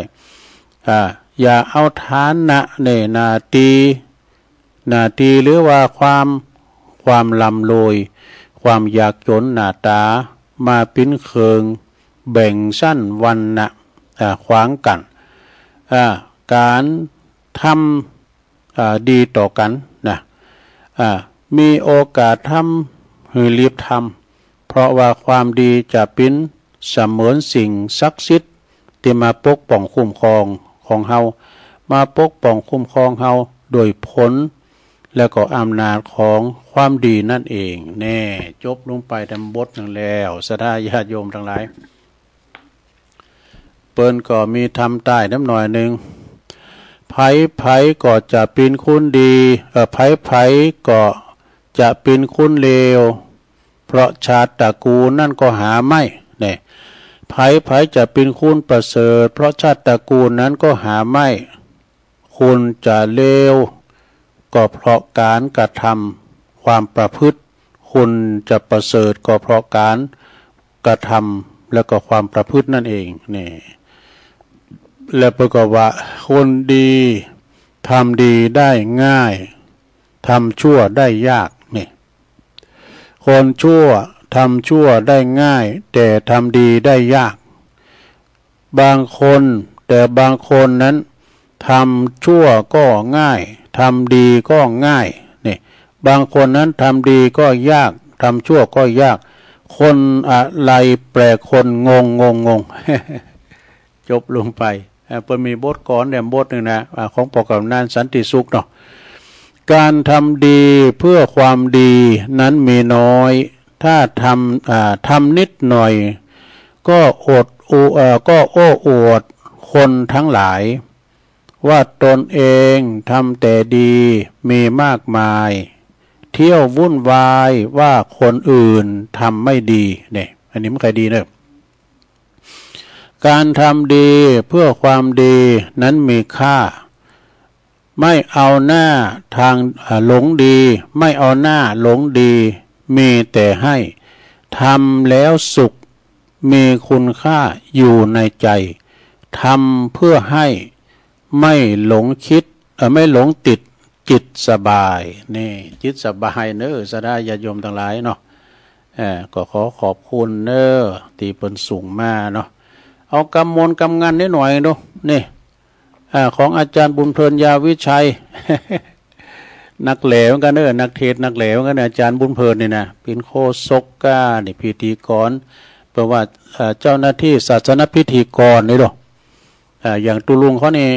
มันว่าไปเลยเป็นโฆษกะ แต่มันลำดาอย่างเพื่อนเน้มได้อาจารย์เบเขาเนี่ยโอ้เน็ตปีนันเบเขานะดอยสะเก็ดเนี่ยนะใจคุณสัปปะนี่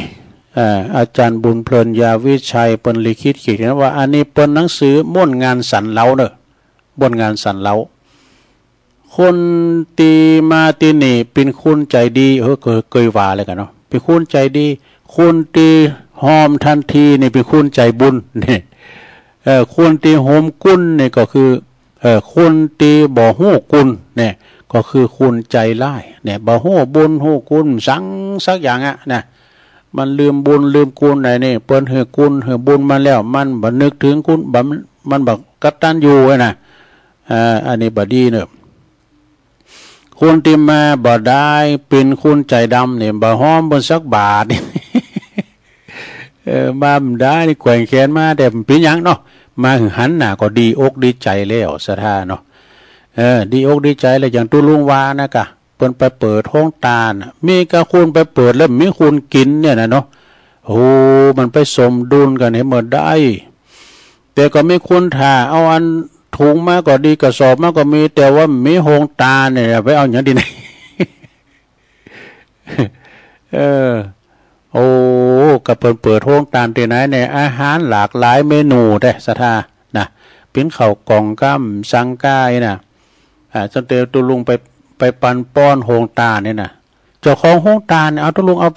ไปกินด้วยเอาไปฉันเนี่ยแล้วก็เอาหืนนี่นะเตอก็เขาแอปเขากล่องพองก้าอย่างสระมันจะมีดูตามการทำงานต่างๆนี่นะยุคสมัยกลางวัดสาเนี่ยเปิ้นจะมีกินไม่ดานเบอร์กับธรรมสัญจรติหันติหนีพองก้าผ่าป่าก้านี่ตานสังตันอย่างเงี้ยนะเบอร์จะมีหรอตานสังตาขันสลักกะผัดบางทีนี่เปิ้นก็จะมีโฮงตาลเนาะศรัทธาญาโยมเปิดโฮงตาลกันเนี่ยมันง่ายตุลุงก็อย่างตุลุงวานั่นกะมีงานนึงเนาะเปิดห้องตาเนี่ยงานวัดนะห้องตานักปดโทแล้วก็ครูบาอาจารย์นี่เปิ้นไปนั่งสวดบนวิหารมาดูตุลุงเนี่ยมันจะได้เข้าอันรอบก็เปิ้นนี่อีแปรนี่ถ้าเป็นน้ำใยกับน้ำใยอีแปรนี่ก็นั่งอยู่ที่กองในการน่ะกะก็เดี๋ยวคุณนั้นมาแหละตุลุงขอไปปั่นป้อนห้องตาลซาลาเปาผมอร่อย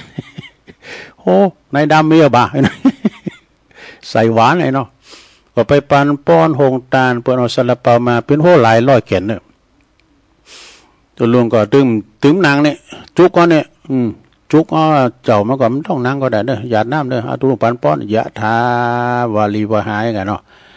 ถึงอายุวันโนสุขังปะลังเนี่ยพอตัวลุงออกมาโดยบ่มแต่น่ะหึ่งเดียวก็มันถ่ายกันเป็นเกิดหมดแล้วเนี่ยเนาะมันเพราะนั้นถ้าเขาว่าทายหมักเหมือนกันในอันซาลาเปาเนี่ยจะไปวางเปิ้นเนี่ยขาวซาลาเปาไปวางเนอะ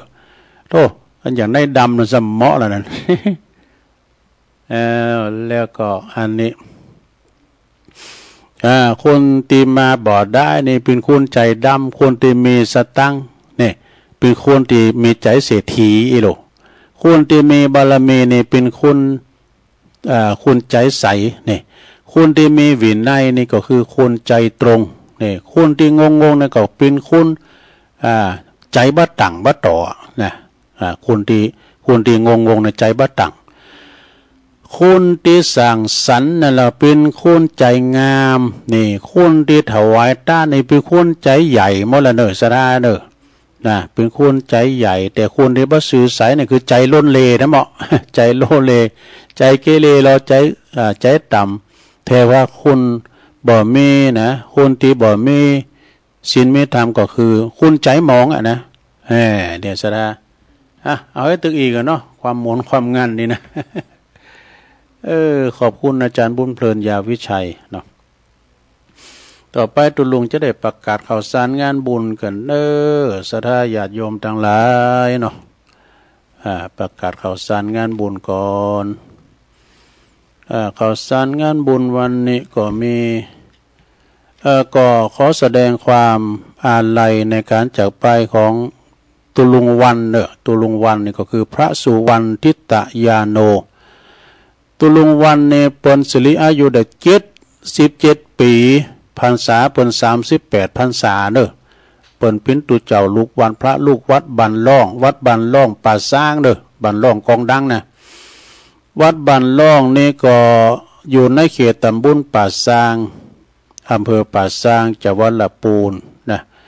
และเปิ้นจะทำการประชุมเพลิงศพนะส่งสการต้านขาบในวันที่7 สิงหาเนอะวันที่7 สิงหาพรำว่าเป็นวันพัดที่7 สิงหาคม68นี่นะโดยเมตตาบารมีธรรมอาจารย์พระครูไพศาลปริยัติกิจด็อกเตอร์เจ้าคณะตำบลป่าซางเจ้าอาวาสวัดป่าซางงามเนาะเปิ้นก็เป็นประธานในการส่งสการตั้งขาพร้อมกับพระอธิการสุวีปัญญาวโรตุลุงวีเนาะเจ้าอาวาสวัดบันล่องเนาะแล้วก็ได้รับเมตตาจากท่านพระปลัดพานุวัดนะตุปีเก่งเขมานันโทนี่เปิ้นก็พระเลขาเปิ้นก็ขอฝากประกาศด้วยก็ประกาศเนี่ยก็เมื่อค่ำยามคืนเนาะสดาเปิ้นก็จะมีสวดอภิธรรมฟังเทศฟังธรรมเขาก็ไปปูจ้าผ่าปังสุกุลกาเนี่ยไปปูจ้าผ่าไปปูจ้าโลไม่เงินโลไม่คำหรือว่าจะไปหับเป็นเจ้าภาพสังติดต่อได้ที่คณะกรรมการตีตุลุงวีเขาก็ได้ตีปอาจารย์ปนั้นสำเร็จนะสำเร็จทุกที่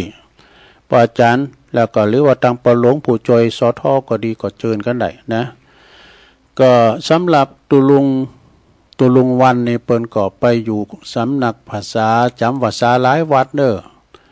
เคยไปปั่มเป้งปรมีธรรมที่วัดอินทขินก็ดีวัดป่าสร้างน้อยก็ดีแล้วก็เฒ่าแก่มานี่ก็ลูกหลานเนาะเปิ้นก็เอามาอยู่ที่วัดบ้านเกิดพำนักอยู่ที่นี่ลูกหลานจะได้ไปพองายเนาะอยู่บ้านเกิดเนี่ยนะที่วัดป่าสร้างวัดนั้นวัดบ้านร่องป่าสร้างเนาะสาธาวัดบ้านร่องป่าสร้างเปิ้นจะมีการส่งสการตั้นขาประชุมเพลิงศพในวันที่7เนอะวันที่7ก็เป็นวันพัดสำหรับตุลุงเปิ้นก็อายุสิริได้อยู่77นะพรรษา38เป็นมหาเถระนะตุลุงวันนี่เปิ้นหุมกองหลวงเด้อสะดาก็เปิ้นแข่งกองหลวงเปิ้นถึงไปนะมีหยังเปิ้นมีกรรมหยังพอไปฟังกองกรรมสังการเนี่ยฉะนั้นก็เชิญเด้อไปลมส่งสการต้านขาบเริ่มตั้งแต่หลายวันแล้วนะเปิ้นละสังขารมาตั้งแต่วันที่3เนาะแล้วก็เปิ้นจะประชุมเพลิงศพวันที่7เนอะสถาเนาะ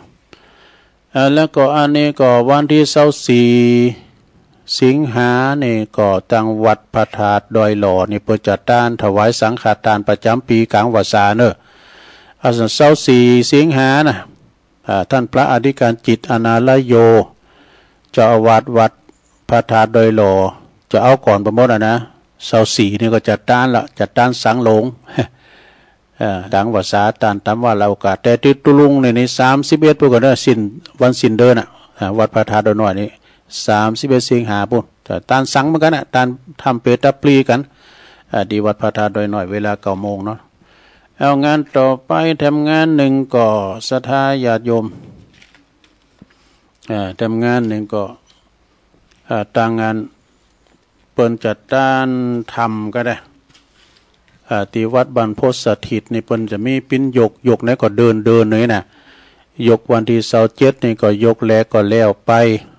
ตาลทำต่างทำหลงมหาเวสสันดรชาดกนะ3 ยกที่2ก็เดือนสิงหาเนี่ยเนอะ24เนอะวันที่24 สิงหาคมเนี่ยเป็นยกที่2ก็ไปฟังเทศฟังธรรมกันเนอะในเมตตาธรรมท่านอาจารย์ท่านพระมหานพดลสุวรรณเมธีซึ่งเป็นเจ้าคณะอำเภอวังเหนือเนอะเจ้าวัดบรรพตสถิตแล้วท่านพระมหาสมชาติชาตปัญโยผู้วิ่งเต้นหรือว่าผู้ดำเนินงานยกที่2ก็วันที่24 สิงหาแล้วก็วันติดที่28 กันยายนยกสุดท้ายระฆังดังขึ้นพี่เลี้ยงลงยกสุดท้ายวันที่28เดือนหน้าเด้อกันยาเนาะศรัทธานี่ก็ไปฟังนำฟังธรรมกันเนาะแล้วคณะสงฆ์อำเภอดอยหล่อเฮานี่ในเมตตาธรรมอาจารย์พระครูสาธุกิจจานันท์เจ้าคณะอำเภอดอยหล่อพร้อมด้วยคณะสงฆ์กูวัดกูวาเด้อเปิ้นก็ขอเชิญรวมทำบุญทอดผ้าป่าสามัคคีเนืองในวันเฉลิมพระชนมพรรษา12 สิงหาคมเด้อสมเด็จพระนางเจ้าสิริกิติ์พระบรมราชินีนาถพระบรมราช ชนนีนะพันปีหลวงประจำปีเนอะ68นะเปิ้นก็เปิดว่าส่งเสริมสนับสนุนนะส่งเสริมสนับสนุนจัดการจัดสอนการเรียนการสอนของศูนย์การเรียนศูนย์การเรียนโพธิยาลัยสาขาด้อยหล่อเนอะแล้วก็ระดับประถมศึกษานะที่ห้องเฮนวัดพระธาตุโค้งขาววัดพระธาตุโค้งขาวนี่เนนน้อยนะชะท่าเขาก็ว่าโอ้เป็นว่าเปิ้นเฮนตั้งแต่ประถมขึ้นไปแล้วนะเนี่ยเปิ้นเปิดโอกาสเนาะชะท่าเนนน้อยเดี๋ยวเขาห้องเฮนประถมกับโบสถ์เป็นเนนมาเฮนหนังสือเนาะแล้วเปิ้นจะตอดผ่าป่ากันในวัดสีไส้มูลเนอะวัดกู่ไร่มือนะวันที่12 สิงหานะเวลาบ่าย3 โมงพุ่นน่ะบ่าย2 โมงเนาะ14 นาฬิกาถวายนะวัดศรีทรายมูลวัดกู่ไร่มือตำบลยางคามอำเภอดอยหล่อเนอะตึงอำเภอเนี่ยนะปุจจเปตาอันนี้เป็นของหลวงเนอะของกลางนะของสวนโลมเจ้าของกลางแล้วทำงานหนึ่งเนาะศรัทธาญาติโยม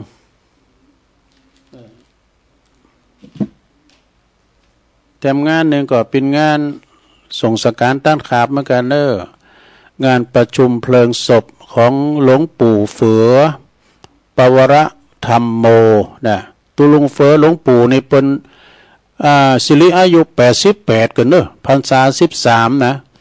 อดีตนั้นเป็นปิ้นเจ้าสำนักสงฆ์ห้วยบะควัดนะห้วยมะควัดนะตำบลแม่สอยอำเภอจอมทองจังหวัดเชียงใหม่แล้วก่อนในเปิ้นจะมีขึ้นในวันอาทิตย์ที่24 สิงหาคมเนอะอาทิตย์ที่24 สิงหาคมณที่เมนชั่วคราวนาวัดตุนพึ่งเนอะตุนพึ่งตำบลหนองหลองอำเภอเวียงหนองล่องจังหวัดลำพูนในเมตตาบารมีธรรมอาจารย์ท่านพระมหาธีรพันธ์ธีรกิติปริญธรรมเก่าประโยคกันเด้อเปิ้นเป็นเจ้าคณะตำบลโดยแล้วก็เป็นพระอุปชาโดยนะเจ้าวัดตุนพึ่งพร้อมด้วยคณะศรัทธาตุนพึ่งโอ้เปิ้นบ้านเปิ้นหลายทำมาอย่างพอหลวงเปิ้นมาหมดนะตุลุงจะมาช่วยงานพอหลวงผู้ช่วยเนี่ยมาช่วยกันเขียนหนังสือตุลุงอ่านก็มีนะก็ฉะนั้นก็วันที่24นะโยมเด้อก็เพื่อจะเปิดศพก็ไกลๆเพื่อเนาะแต่วันที่24นี่เป็นวันประชุมเพลิงศพเวลาก็9:30 9:30นะก็ถึงพิธีจะทำพิธีที่วิหารหลวงวัดตุนพึ่งตำบลหนองหลองอำเภอเวียงหนองล่องเด้ออันนี้ก็ท่านอาจารย์ท่านพระมหาธีรพันธ์มหาเบลเนาะเพิ่นฝากประกาศมาเด้อศรัทธาญาติโยมทั้งหลายนะแล้วมีงานไหนแถมเนี่ยถ้ามีงานก็จะประกาศเห็นน้ำน้องศรัทธาญาติโยมเนาะข่าวสารงานบุญศรัทธาญาติโยมทั้งหลายรอให้สักว่างนี่ก็งานสลากหักใหม่ก็งานก็จะเข้ามาละเดี๋ยวนี้เพิ่นกำลังกึดกันอยู่ต่อไปตัวลุงก็จะมาตักตังลายให้ก่อนเนาะศรัทธาญาติโยมทั้งหลายตักตังลายให้ก่อนนะก็มีกลุ่มขึ้นสีขาว156ด้วยชมรมสกาย64แล้วก็โยมจากดอยน้อยพัฒนาตำบลหนองหานอำเภอสันทรายนะแม่แดงอัมพรอันนี้เป็นอยู่พุทธนิมิตศพอยู่อันเนี่ยเต็นดอกไม้เนาะเต็นดอกไม้จอมทองฟังอยู่เรื่องกำลังใจแล้วก็มีโยมยุพินหอมมาลาปีน้อยฟังจากบ้านแม่โยกชัดเจนดีแล้วก็มีแม่สีทรจากแม่ของบุญส่งจากลำพูนเพราะจากลำปางเนี่ยสุมาเด้อสาธุเด้อไปสายงยุทธมณีวันนี่เปิ้นอยู่ปุ่นเด้อบ่อแห้วลำปางไหวสาครับเนี่ยแล้วก็แม่ครูธัญญาทองอิ่มเด้อกศน.ก็ฟังอยู่บุญทันมาแล้วอันนี้ลือโลงเด้อพี่น้องตัวแทนบันทิเด้อฟังอยู่เด้อกำลังใจตัวพี่แหนนเนี่ยเกิดรถเต้นเนาะโยมกนกพิษชัยนานี่อันนี้หวยงูในฝางบนเด้อนะล้านนาพันธ์แล้วก็แม่สิรินทิพย์บุญเลิศโอ้เขามาพิธาจารย์ตัวลุงน้อยตัวปีน้อยนะพิธาจารย์ แล้วก็ตั้งปอเซียวสุมาตปอแก่เก่าเนาะสุเมธ ก็ฟังกันอยู่นะเนาะศรัทธาญาติโยมทั้งหลายอันนี้ก็เป็นการตักตังลายก็บ่มีหลายเฮานะจบการตักตังลายเนาะตอนนี้ไปก็จะใช้เวลาเปิดโอกาสให้ศรัทธาได้โทรกันเข้ามาเด้อตักตายปราศัยกันไปแจ้งผลการรับฟังเนาะเปลี่ยนบรรยากาศว่าจะโทรมาก็โทรมาที่เบอร์089 955 6506อ้าวเจริญปอนเจ้าไหวสาเจ้าความจริงวันการปินคติธรรมกำยองเนาะยายคิดไว้ถึง100 ปลายเลยแล้วมันเข้าหามก่อนมันหนักนะเจ้าวันเมฆไข่คกน้อมนกไปสาปิตามารดาขอปูจ้าเจ้าบางคนพ่อแม่เพิ่นก่อเกเจ้าเพิ่นคือพระเจ้าของเฮาดูแลดีไปเพิ่นเงาพ่อแม่ของเฮาพระเจ้าลงเด้อละเพิ่นอยู่บ้านคอยเฝ้าสังเกตเมื่อใดแล้วเด้อลูกแม่จักมาเป็นโหงเป็นหามอยู่กูเวลาตั้งแต่น้อยมาจนหนุ่มเฒ่าบ่มีไผไหนจักหักลูกเต่าเต้าพ่อแม่เจ้าบ่มีไปละเพิ่นเด้ออยู่สุขีเล่งเพิ่นดีถึงวันเลยเจ้าทำบุญกับวัดลูกหลานตามเต่าก็ยังว่าเต่าได้เฝ้าดูแล12 สิงหาก็เป็นวันเมอันกินแน่ๆมีถึงวันเจ้าเอาดอกมะลิไหว้สากับเก่าแม่คือพระเจ้าเฮานาไปลืมบุญคุณพิสามาตากับไหว้ปู่ย่าแม่เจ้านายเอ้ยกำยองวรกรรมกรรมวันนิดนะเจ้าภาษาไทยเอาไว้ซะเจริญปอนสุดเจ้าฟังอย่างนี้ชัดเจนในเจ้าเมืองฟ้าเมืองฟางมาแล้วเนาะแม่จันสีสุขาได้ชัดเจนเด้เนาะฟังพระบาทอุดมเนาะยินดีแม่จันสีเนอะสาธุสายต่อไปเจริญปอนว่าจะเจ้าตะลุงแม่ทิมประเดชเจ้าชัดเจนเนอยินดีเนอวางตุลงด้วยเจ้าแล้วเจ้าไหว้ศาลเจ้าวันนี้หลวงพ่ออันมานิดหนึ่งมาเนาะเจริญปอนกราบมัสการยิ้มดีนะบุญมาขวัญมาเลยคือวันที่3แล้วเนาะลูกมาฟังทำฟังตุลุงเตะไปถึงวัดใครมาก็ฟังที่3 ปลายเลยเนาะงานบุญงานกุศลประเด็นนี้ก็ห่างเลยเนาะหลวงพ่อจะสอนพระป่าละอันหลวงพ่อเบิ่งก็จะต้านเนี่ยกับต้านกลางภาษาเนี่ยต้านทำเปตปรีวันที่นี้วันที่12วันไม่อันนั้นพระป่าส่วนร่วมถึงอำเภอหรอถึงอำเภอถ้านอกอำเภอทำบุญด้วยได้อยู่ก็ได้มาเนาะแล้วก็คุยกันหลังไม้เนาะครับทำบุญไปเถอะผมว่าใครคือบุญก็บุญจูนะเนาะแม่เนาะคนเอาเท้าทำบุญทำทานแบบจิตนี่แล้วไปมานแก่ตัวแล้วไปโอ้บุญใหญ่บุญหลวงหนักยากจนสถานก็ทำบุญตัวเก่าก็ทำเลยกองเนาะ